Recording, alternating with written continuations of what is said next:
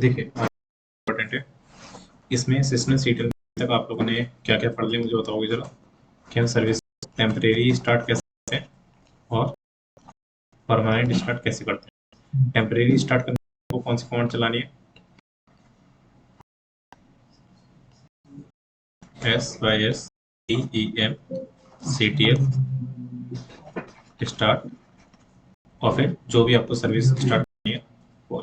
इससे क्या होगा आपका टेम्परेरी, अगर आपको जैसे आपने ये टेम्परेरी आपने क्या करा, सिस्टम अपनी मशीन को ऑफ कर दिया, फिर करोगे तो ये सर्विस जो आपने टेम्परेरी, अगर ये परमानेंट क्या है, ऑफ है, तो ये ऑफ ही रहेगा, है ना। लेकिन अगर आपने टेम्परेरी ऑन करा है तो ये टेम्परेरी चलता रहेगा अब तक जब तक सिस्टम को रीस्टार्ट नहीं करते या फिर पावर ऑफ नहीं करते।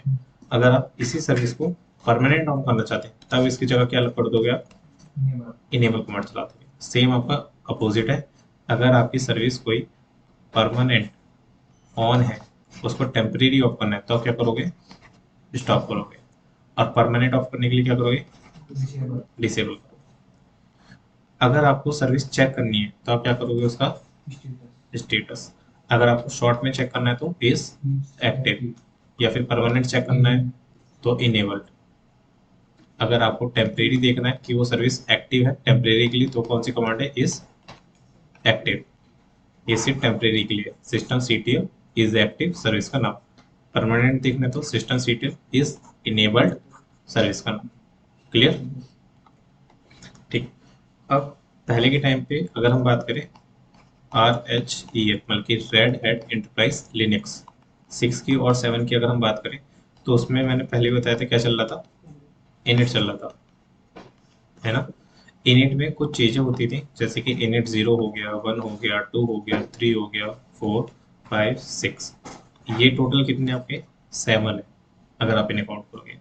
तो कहीं ना कहीं अगर आप कमांड चलाते थे ना init 0 तो कुछ ना कुछ हो जाता था।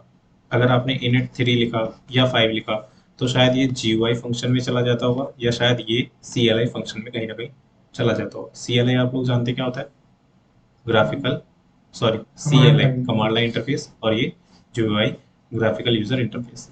ये सब चीजें आपको किससे करनी है, इनिट की जगह रिप्लेस होकर क्या आया आपका, सिस्टम डी आ गया, सिस्टम डी। और सिस्टम डी के अंदर एक कमांड आप चलाते हो सिस्टम सीटीएल। अगर कोई आपसे पूछे ना सिस्टम डी और सिस्टम सीटीएल क्या है तो आप कहोगे सर पहले जो है ना इनिट नाम का एक था जो आपके सर्विसेज को कंट्रोल करके रखता था, उसको रिप्लेस करके सिस्टम डी आ गया। अब सिस्टम डी, डी माने होता है डेनम, DAEMON, डेनम। इसमें आपको एक कमांड चलानी पड़ती है सिस्टम सीटीएल। अब इसी कमांड से हम सर्विस को टेम्परेरी ऑन या फिर परमानेंट ऑन या फिर टेम्परेरी क्लोज या फिर परमानेंट क्लोज कर सकते हैं सिर्फ एक ही कमांड से। ठीक है। एक्चुअल में इनिट क्या था, पहले आपका RHEL 7 तक ये हैंडल करता था इनिट, इनिशियल जो टेक्निकल अगर हम नाम लोगे ना। यहाँ पे अभी आपको सर्विसेज को इनेबल ऑन ऑफ करने के लिए क्या यूज हो रहा है, वो आपका सिस्टम सीटी यूज हो रहा है। इससे पहले की अगर हम बात करें तो आपका इनिट नाम की एक सर्विस थी वो यूज होती थी। सर्विसेज को मैनेज करने वाला आपका बोल सकते हैं जैसे, सर्विसेज को मैनेज करने वाला, जैसे हमारा सर्विस को इस समय मैनेज कौन कर रहा है, सिस्टम डी कर रहा है। ठीक है। यहाँ पे आपका कौन यूज कर रहा था, इनिट कर रहा था, कि ये एक ऐसा प्रोसेसर है, मतलब कि प्रोसेस है जो आपकी सारी सर्विसेज को क्या करता है, मैनेज करता है, इनिट। लेकिन RHEL 6 या 7 पर अब कौन मैनेज करता है, आपका system CTL D, sorry system D. ठीक है। इनिट करोगे तो नहीं चलेगा, इनिट चलेगा उसमें। ठीक है। इतना क्लियर हो गया।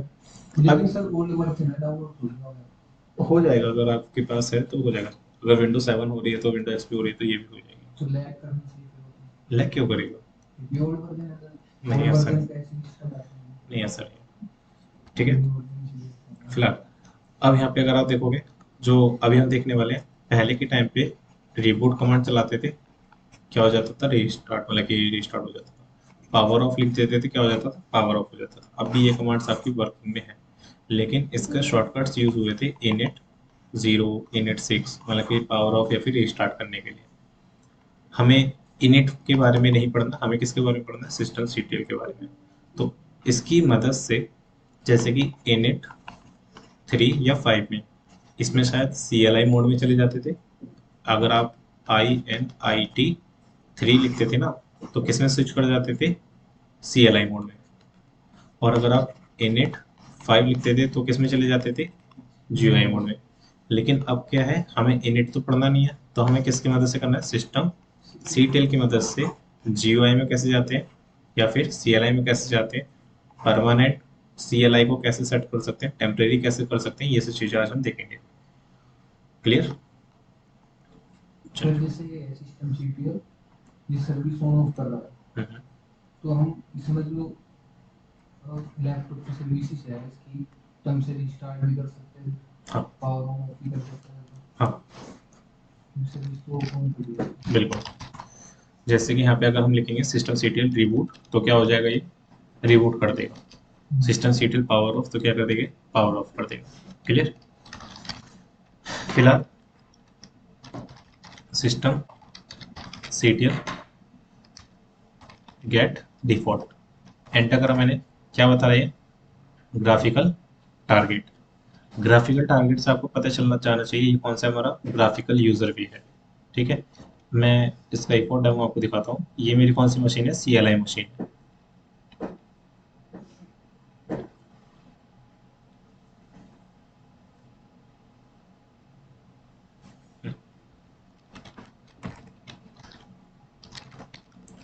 सिस्टम सीटीएल गेट, तो यहाँ पे लिखा रहा है multi hyphen user dot target, मतलब कि ये कौन सी मशीन है मेरी, मल्टी। तो जहाँ पे आपको ये वर्ड निकल के आ जाए ना,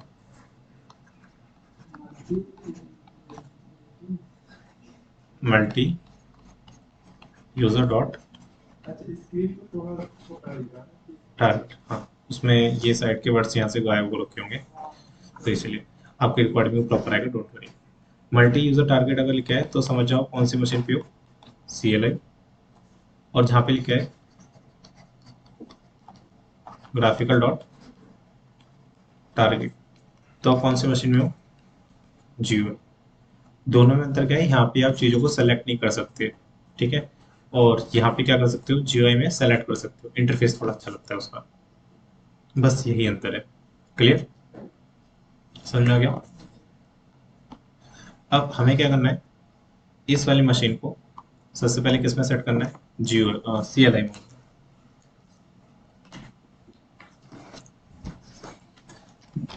सिस्टम सीटीएल आइसोलेट, ये मैंने परमानेंट चेंज नहीं करा, ठीक है, मैंने बस क्या करा, टेम्परेरी बेसिस पे चेंज करा है। एक होता है परमानेंट सेट करना, एक होता है टेम्परेरी सेट करना। मैंने इसको क्या करा है, आइसोलेट कमांड से बताया कि टेम्परेरी सेट कर दो। परमानेंट कैसे सेट करेंगे वो भी अभी हम देखेंगे, फिलहाल आपको टेम्परेरी देखना है। तो अब मैंने RWT एंटर, RWT एंटर, तो यहाँ पे अगर आप चेक करोगे, अब सिस्टम सीटीएल गेट डिफॉल्ट, तब भी क्या रहा, ग्राफिकल डॉट टारगेट आ रहा है, लेकिन हम किस पे वर्क कर रहे हैं अभी, CLI पे। ठीक है, दोबारा अगर हमें स्विच करना है तो क्या करोगे, system CTL isolate graphical dot target.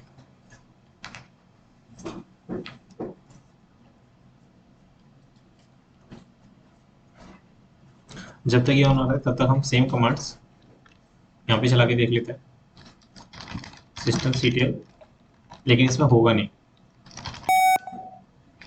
Isolate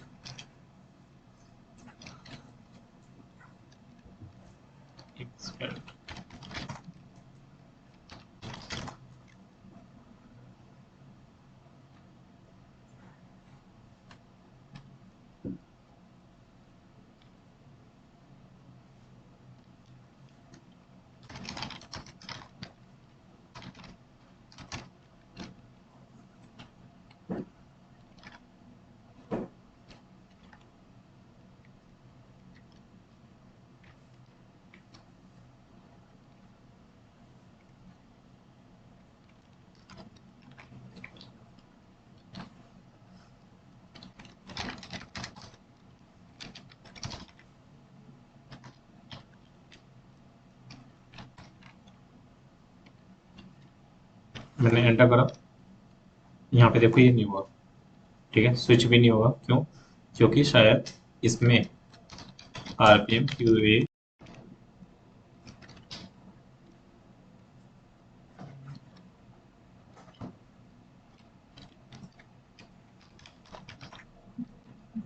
कितने दिखा रहा है इसमें, 546 नंबर आ रहा है, साइड में हाइड हो रहा होगा, लेकिन यहाँ पे टोटल 546 नंबर आ रहा है CLI मोड में। सेम कमांड में RPM -QA WC, word count मैंने आपको पढ़ा रखी है,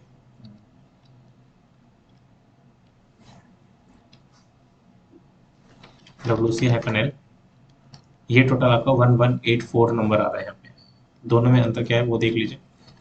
जैसे कि अगर आप यहाँ पे देखोगे, इस पे आ रहा है आपका 1184 नंबर, मतलब कि GUI जो है वो कितने पैकेजेस लेकर चल रहा है अपने, 1184, जिसमें आपके ड्राइवर्स इंक्लूड होंगे, सॉफ्टवेयर इंक्लूड होंगे। आपका सॉफ्टवेयर विंडोज में क्या होता है, EXE होता है, इसमें क्या होता है, RPM होता है, ठीक है। तो यहाँ पे क्या है 1184, और यहाँ पे क्या थे 5 समथिंग कुछ थे CLI मोड में। इसीलिए CLI वाली जो प्योर मशीन है उसमें अभी कौन से इंस्टॉलेशन नहीं है, कौन से सॉफ्टवेयर नहीं है, GUI वाले फीचर्स नहीं है। अगर मैं CLI में GUI वाले फीचर्स को इंस्टॉल कर दूंगा तो वो मशीन भी कौन सी हो जाएगी, हमारी GUI में एक्टिव हो जाएगी। तो आज का हमारा यही टास्क कि हम कैसे CLI वाली मशीन को GUI में क्या करेंगे, कन्वर्ट करेंगे। अच्छा, आप लोगों के दिमाग में ये चीज़ तो नहीं आ रही कि सर जैसे आप बता रहे हो CLI मशीन में अगर हम कौन से सॉफ्टवेयर डाल दें, GUI के, जैसे कहते नहीं कि सर ये हमारी ड्राइवर है, जो हमारे स्पीकर ड्राइवर है, तो उसमें आउटपुट नहीं आ रहा, तो क्या कहता है भाई ड्राइवर डाल दो आउटपुट आने लगेगा। सेम चीज हम क्या करते हैं, CLI मशीन है, इसमें हम क्या कर देंगे, सॉफ्टवेयर डाल देंगे कौन से, GUI के, तो हमारी CLI वाली मशीन किस में बन जाएगी, हमारी GUI में कन्वर्ट हो जाएगी, है ना। लेकिन अगर आप सोचो जो आपका आउटपुट है, मतलब कि ये आपने जो ड्राइवर डाले उसको आप अनइंस्टॉल कर सकते हो आराम से, क्योंकि उसमें एक दो ही ड्राइवर होते हैं जो आप इंस्टॉल कर सकते हो, है ना। लेकिन GUI मशीन में कितने, 1184, अगर आप ये जो 1184 वाले में से सिर्फ GUI हटा दोगे तो फिर हमारी मशीन किस में चली जाएगी, तुम्हारा CLI मोड में चली जाएगी। लेकिन जो वो सॉफ्टवेयर इंस्टॉल करता है वो हमें पता नहीं रहते, जो एकदम बहुत बड़ा विद्वान होगा ना, जिसने पढ़ रखा होगा अच्छे से लिनक्स, जिसमें 20-30 साल दे रखे होंगे, तभी वो इसको एक एक पैकेज पता लगा सकता है GUI को कौन कौन सा है। तो इसीलिए अगर कोई आपसे पूछे कि CLI मशीन को आप GUI में कन्वर्ट कर सकते हो तो आप कहोगे बिल्कुल, लेकिन GUI को CLI में कर सकते हो हाँ, लेकिन उसके लिए आपको क्या पता होना चाहिए, वो सारे पैकेजेस जो इंस्टॉल हुए एक एक करके रिमूव कर दो, वो सारे हट जाएंगे। विद्वान बनने में कितना टाइम लगेगा? 30 साल। ऐसा नहीं है, टाइम के ऊपर भी डिपेंड करता है। चल तो देख लेते हैं एक बार, हमें बस एक कमांड चलानी है, उस कमांड के थ्रू हो जाएगा। हाँ, अनइंस्टॉल करने में थोड़ी दिमाग खराब होता है, वरना वैसे ठीक है। आप लोगों को CLI मशीन कैसे डाउनलोड करनी है वो बता रहा हूँ मैं। फाइल में न्यू में चले जाना, न्यू में नेक्स्ट करना, नेक्स्ट, नेक्स्ट, लिनक्स नेक्स्ट, और यहाँ पे आप नाम दे दो CLI 2, और वर्चुअल मशीन नहीं करना में, ये हमारा दिस PC में जाके training machines RSCSA lab setup में जाके मैं एक यहाँ पे फोल्डर ऐड ऑन कर रहा हूँ CLI 2, इसमें जाके मैंने ओके कर दिया, तो मेरा यहाँ पे CLI 2 हो गया। नेक्स्ट 1x2, नेक्स्ट 2100, नेक्स्ट करा आपने, नेट पे रहने देना है मुझे, नेक्स्ट, नेक्स्ट, NVMe ठीक है, नेक्स्ट करा, ये भी ठीक है, 20 GB इनफ है, नेक्स्ट, एंड देन फिनिश। जैसे आप फिनिश करोगे एक ये आया, यहाँ पे पावर ऑन मत करना, ठीक है, पहले हमें क्या करना है, DVD अटैच करनी है, तो यूज ISO, और मैंने यहाँ पे अपना RHL9 सेट कर दिया, ठीक है। फिर इसके जब आप इसे पावर ऑन करोगे तो पहले मैं अपनी जो मशीन्स है इनको बंद कर देता हूँ ताकि जल्दी वो सेटअप हो जाए।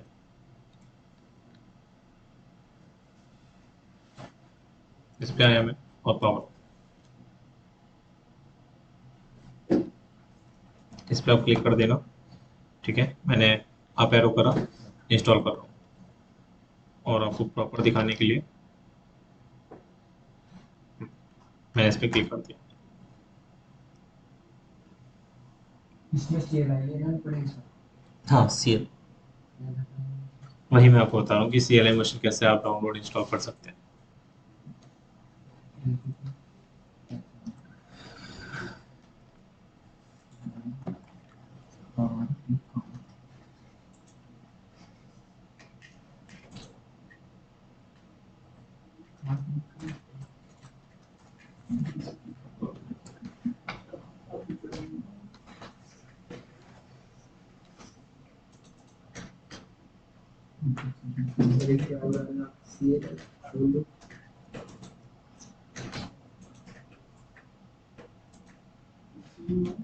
CLI डाउनलोड करेंगे।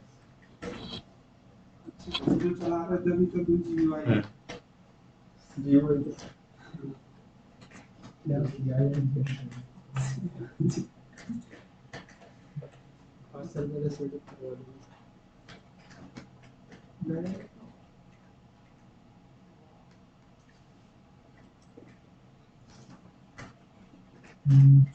देखिए, ये आपका आ गया। अब हमें क्या करना है, सबसे पहले सेलेक्ट करना है इंग्लिश, यहाँ से आप कंटिन्यू कर देना।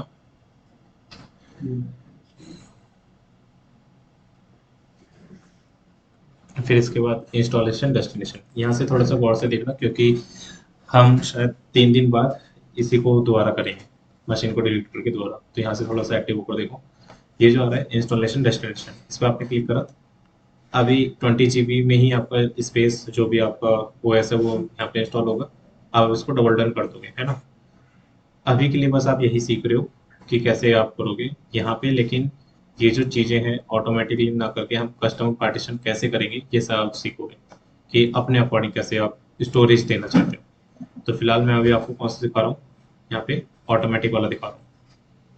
सेकंड चीज, कनेक्टेड नॉट रजिस्टर्ड, इसको रहने दीजिए, आप ऐसे रहने दीजिए। नेटवर्क आपका क्या होना चाहिए, कनेक्टेड होना चाहिए। रूट को पासवर्ड दे दीजिए आप R WT, और ये हमारा allow root SH login with password, run कर दिया। हमारा टाइम जोन सही है, कीबोर्ड सही है, लैंग्वेज सही है, ठीक है। कनेक्टेड हमें नहीं करना। फिर उसका इंस्टॉलेशन सोर्स, ठीक है। कीडम जो है ये भूल जाओ, मतलब कि पढ़ना ही नहीं है फिलहाल तो। नेटवर्क ये हमें पता है, होस्ट नेम क्या है ये आपका टॉपिक में आएगा अभी।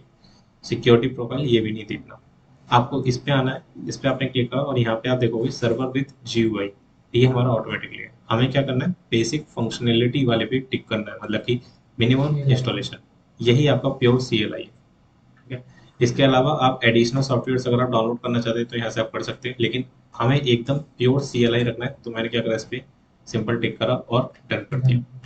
जैसे आप इसको डन करोगे ये आपका मिनिमल इंस्टॉलेशन, मतलब कि CLI मोड में एक्टिव हो जाएगा। और फिर जैसे आप इसको बिगिन कर दोगे तो ये पूरा क्या हो जाएगा, इंस्टॉल होना शुरू हो जाएगा।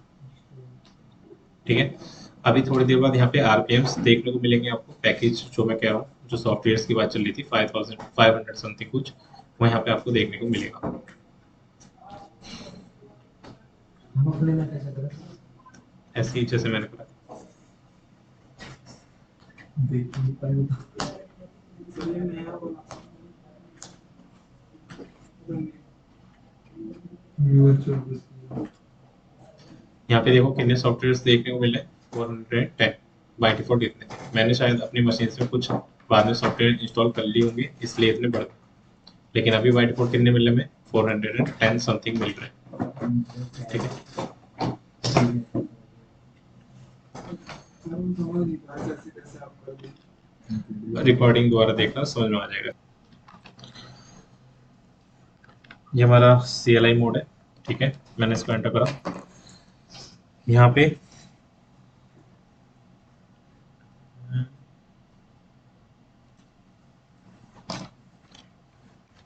इसके स्टेप्स आप लोग याद कर लेना। ठीक है,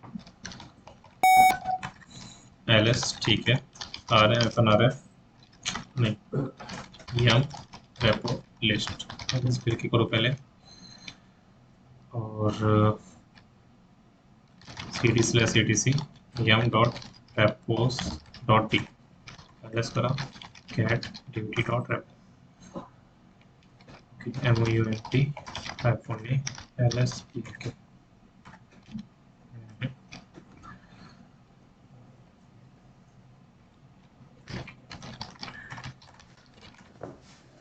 इसमें कुछ स्टेप्स हैं वो गायब रहेंगे, ठीक है।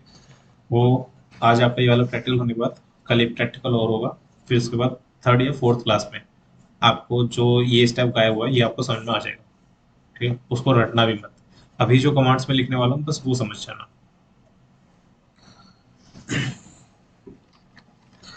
जैसे कि मैंने बोला हमें चीज़ें क्या करनी पड़ेगी, इंस्टॉल करनी पड़ेगी, है ना। तो यम इंस्टॉल सर्वर विथ GUI, यही वाला है सर्वर विद GUI। ये आप कब टिक करते थे, जब आप मशीन को इंस्टॉल करते थे। मेरी ये CLI मशीन है, मैंने क्या करा, इसको लिखा, पैकेज का नाम ही यही है सर्वर विद GUI, ठीक है। और S कैपिटल रहेगा, GUI आपका कैपिटल रहेगा, सर्वर के बाद स्पेस है, विद के बाद स्पेस है। हाइफन वाई मैंने क्यों लगा रहा हूँ, क्योंकि बार बार वो यस यस या ना पूछे, इसीलिए मैंने वाई कर दिया, अब ऑटोमेटिकली यस लेता हुआ चलेगा। मैंने एंटर करा इसको, ओके। क्या बोल रहा है ये, no match found argument server error unable to match server join, ठीक है। LSBL के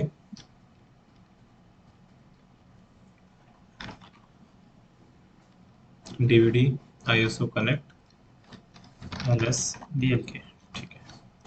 MOUNT mount /save SR0/MNT LSBL के CD/MNT LS CD/etc yum dot repos dot d ls then dvd dot rep AppStream में गया ये base URL DVD, ठीक है। File //MNT base OS MNT yum repo list enter।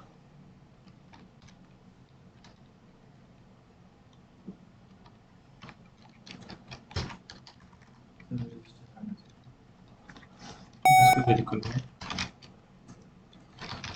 यम install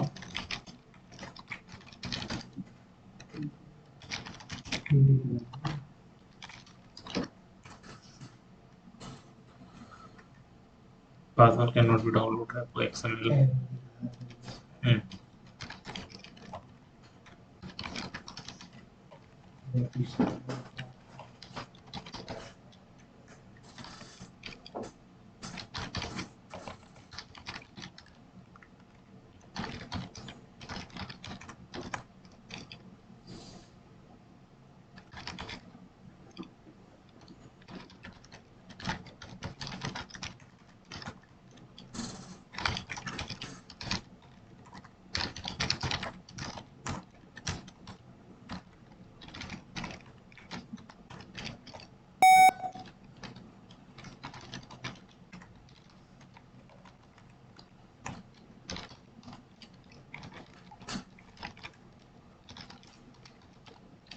जो मैं ये लिखा हूँ ये आपको भी बाद में याद करना ही पड़ेगा,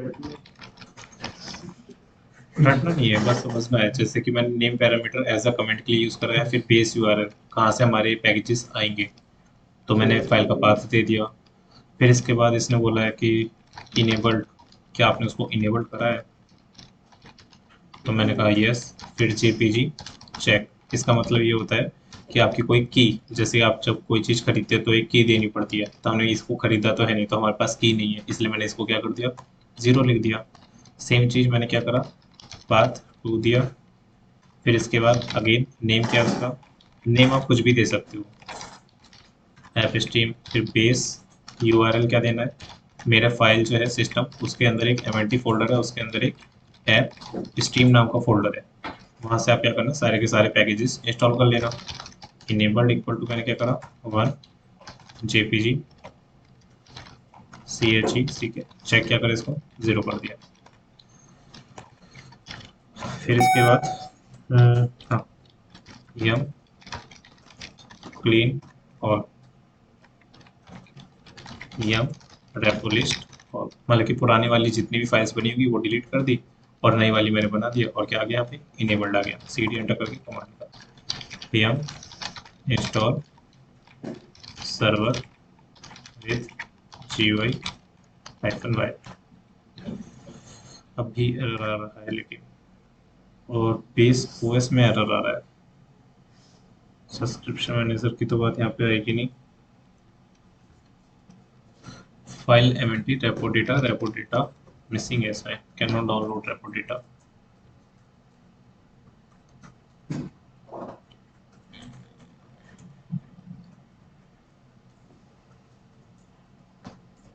okay I think cd/etc am.repos.d में वापस गए ls, ये वाली डायरेक्टरी आपको हमेशा याद रखनी है, तो ये आपको बाद में आएगा। मुझे जहाँ तक लग रहा है कि जब आप फाइल का पाथ देते हो तो आपके 3 स्लैश आते हैं, एक बार इसको चेक कर लेते हैं बस। तो यम क्लीन और पुरानी वाली सारी की सारी गायब, यम रेपो लिस्ट और नई वाली आ जाएगी। CD enter yum install server with GUI -y।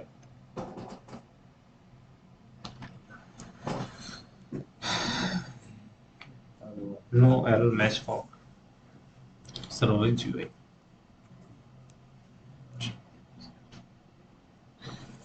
Spelling तो हमारी सही है। ओके अच्छा, मेरी सबसे बड़ी गलती, हमारी कमांड सही है लेकिन एक चीज़ जो मैं भूल गया, मैंने अभी चेक करा। हम क्या कर रहे हैं यहाँ पे, इंस्टॉल कर रहे हैं ना। अब सर्वर विद GUI, पहले एक चीज़ बताओ, अगर आप कोई भी चीज़ जैसे कि ट्री कमांड हो गई है, ifconfig कमांड हो गई, वो तो सिर्फ एक ही है, एक ही क्या है आपका एप्लीकेशन है, तो आप सिंपल उसको इंस्टॉल कर सकते हो। लेकिन सर्वर विद GUI के अंदर क्या है, बहुत सारे अलग अलग सॉफ्टवेयर्स होंगे। तो ये कोई क्या है, ये एक अकेला सॉफ्टवेयर नहीं है, इसमें बहुत सारे सॉफ्टवेयर, मतलब कि एक ग्रुप इंस्टॉलेशन मांगेगा। आप जो ये GUI है ये क्या है, ग्रुप इंस्टॉलेशन का वर्ड में आ जाता है। तो हमें यहाँ पे वही चीज़ लिखनी है, GROUP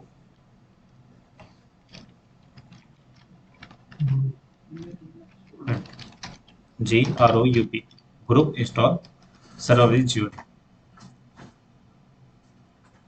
ठीक है, तो मैंने यहाँ पे अगर आप देखोगे इंस्टॉल 638 पैकेजेस क्या कर रहा है, ये इंस्टॉल कर रहा है, मतलब कि 638 अलग से सॉफ्टवेयर डाउनलोड कर रहा है। अगर एक सॉफ्टवेयर होता तो आप सिर्फ इंस्टॉल लिख के काम चला सकते थे, लेकिन ये क्या है, ग्रुप इंस्टॉल कर रहा है पूरा का पूरा जो आप पैकेजेस डाउनलोड करना चाह रहे हैं। इसीलिए यहाँ पे हमने क्या करा है, ग्रुप इंस्टॉल लिखा था। ठीक है, तभी बार बार वो एरर भी दिखा था। तो 3 स्लैश की मिस्टेक 3 स्लैश की भी मिस्टेक थी वो, उसमें जो आप लोकल फाइल जब बनाते हो ना अपने लोकल सिस्टम में, तो 3 स्लैश आते हैं। 3 स्लैश कैसे, पहला वाला स्लैश तो मतलब कि लास्ट का जो स्लैश है /MNT, वो तो बता रहा है किसको, रूट डायरेक्टरी को।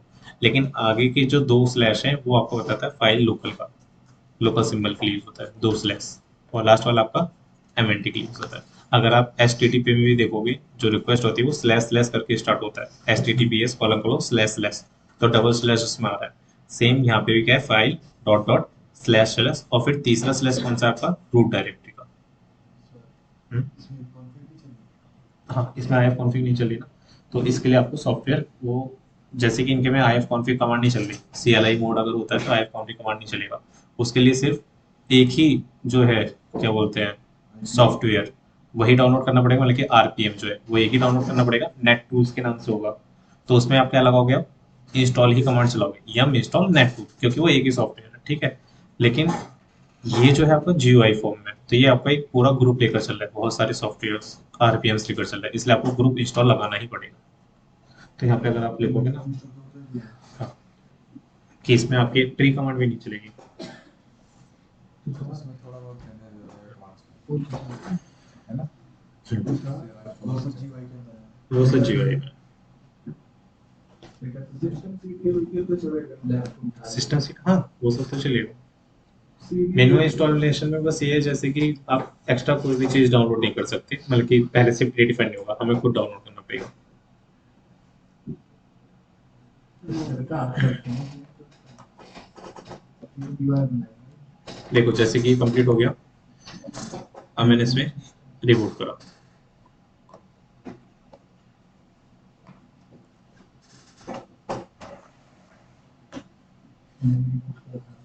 ठीक है।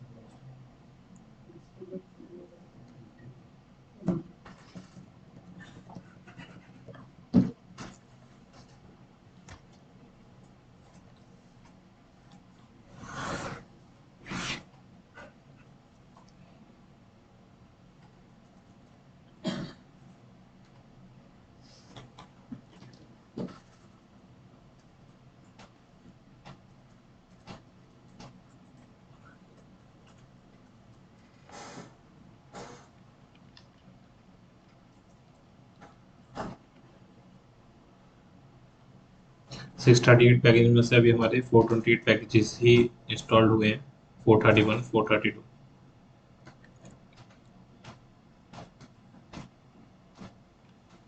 जैसे कि हमारा CLI मोड है, इसको देख लेते हैं।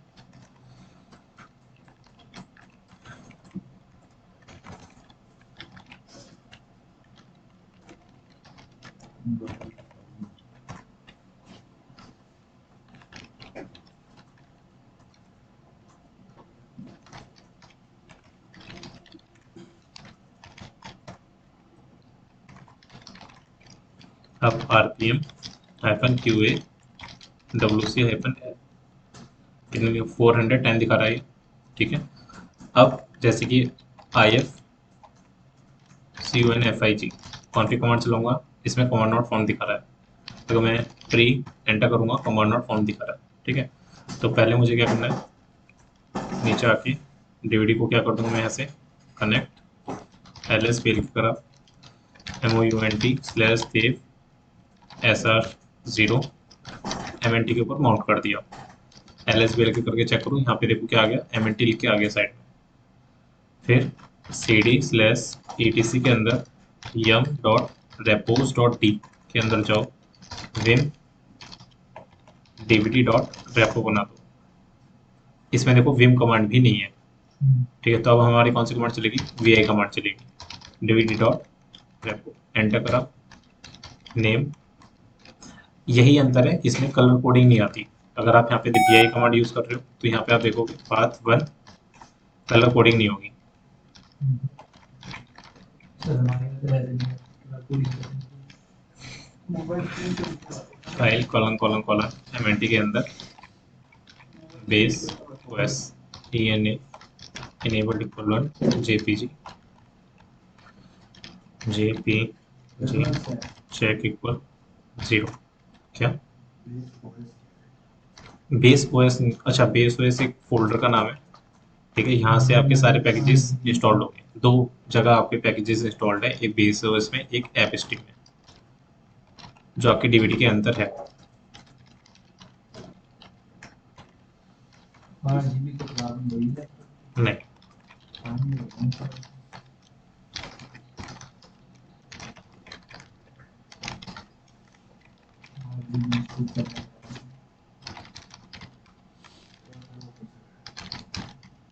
ये सारे कमांड रट नहीं है। नहीं रटना नहीं है, समझ। अभी अभी ये वाली कमांड मैंने बताई भी नहीं। इस वाले टॉपिक को मैंने तभी बोला है, 2-3 दिन बाद आपका हो जाएगा, डोंट वरी। सभी सारी चीज रहता है यार। yum repo list और चलिए, अब जैसे कि इसमें ट्री कमांड नहीं है, तो चेक करने के लिए मैं क्या करूँगा, yum TROVIDE प्रोवाइड्स कौन सी, ट्री कमांड, एंटर करा। तो ये यहाँ से निकाल के दे देगा कि कौन सा ऐसा सॉफ्टवेयर है जो हमें ये ट्री कमांड प्रोवाइड करा रहा है। तो यहाँ पे देखो लिख के आ गया, ट्री ही कमांड का एक क्या है, सॉफ्टवेयर है, जो हाईलाइट कलर्स में आ रहा है। तो इसको इंस्टॉल क्या करूँगा, यम इंस्टॉल ट्री और फिर स्टार लगा दूंगा। आगे ये जो है ना 1.8.0, तो इससे कोई दिक्कत नहीं आएगी। -y एंटर, कंप्लीट हो गया। अब आप अगर ट्री कमांड चलाओगे तो ये ऐसे आ जाएगा। वाई क्या है सच में? -y मतलब कि बार बार वो यस यस जो होता है ना वो नहीं पूछेगा। अब जैसे कि इसमें विम कमांड भी नहीं थी, तो क्या करूंगा, यम PROVIDES यम, सॉरी विम, हाँ, कि ये वाला पैरामीटर, ये वाली कमांड किस पैरामीटर किस सॉफ्टवेयर के अंदर है, तो ये निकाल के दे रहा है। अब क्या करूंगा, यम इंस्टॉल, कौन सी कमांड करनी है हमें, Vim *-y enter.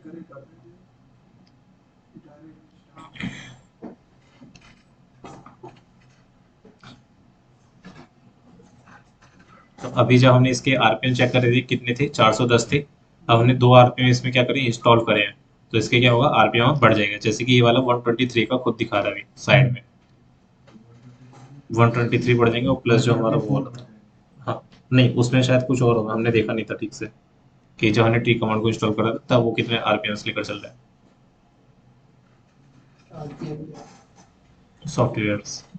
Software file,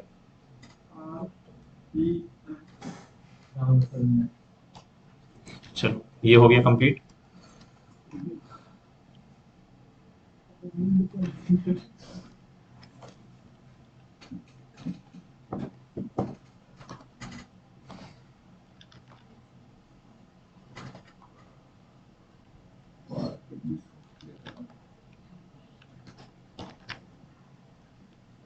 अगर आपके में ऐसे एक बार आ जाए तो Ctrl+C करके हो गया। फिर RPM-QA WC-L, तो 534 यहाँ पे आ गया। और विम ABC करोगे तो क्या होगा, ये भी आपका कमांड रन हो रही है। ठीक है, यहाँ पे आ जाओ, यहाँ पे जैसे ये लग कर है Ctrl+C एक बार चला के एंटर कर दो।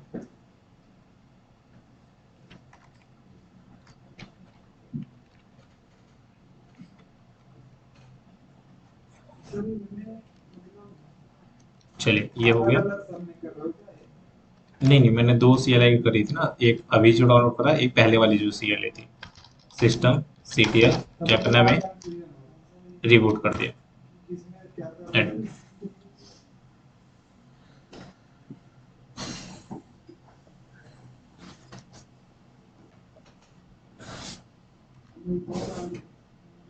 ये वही वाली रिबूट करी।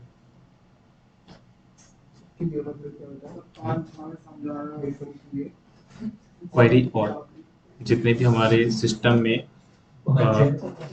सॉफ्टवेयर है, सॉफ्टवेयर उनमें से क्वेरी करेगा, चेक करेगा उसमें से, हाँ, कि कितने टोटल WC मतलब कि लाइंस, क्योंकि लाइन बाय लाइन रहेगा वो काउंट करके दे देगा। क्या, हाँ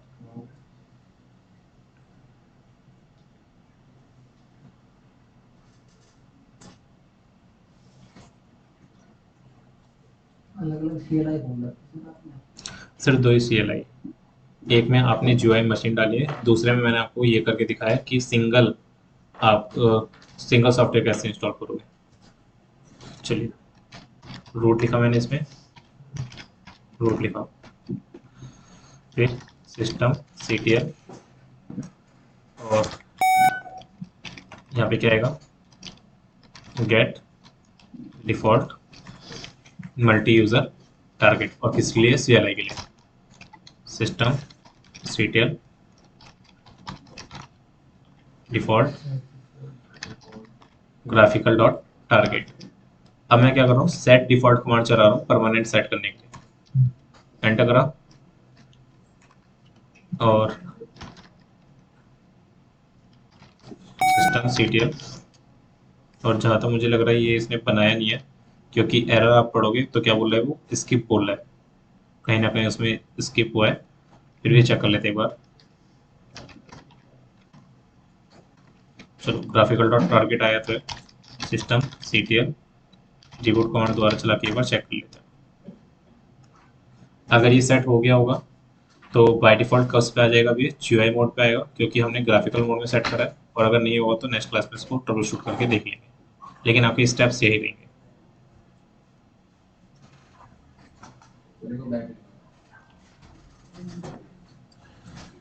नेक्स्ट क्लास मतलब क्या था? अभी इसको चेक कर लेते हैं एक बार फिर। ये ट्रबल शूटिंग जैसे कि अभी हमने करी थी कि कमांड गलत डाल दी या फिर कैसे कौन सी फाइल में जाके हमें बनाना है, ये सब चीज़। मैं फिर 12 to 1 वाली क्लास में ऐड नहीं 12 to 1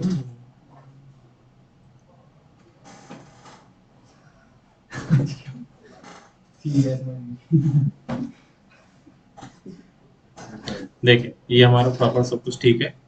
तो यहाँ पे हमारी जीयूआई मशीन में ही आ गया, जो हमारी सीएलआई मशीन थी अब हमने किसको स्विच कर दिया, जीयूआई में कन्वर्ट कर दिया।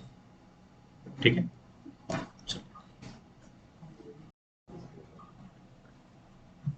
जीवाई कर दी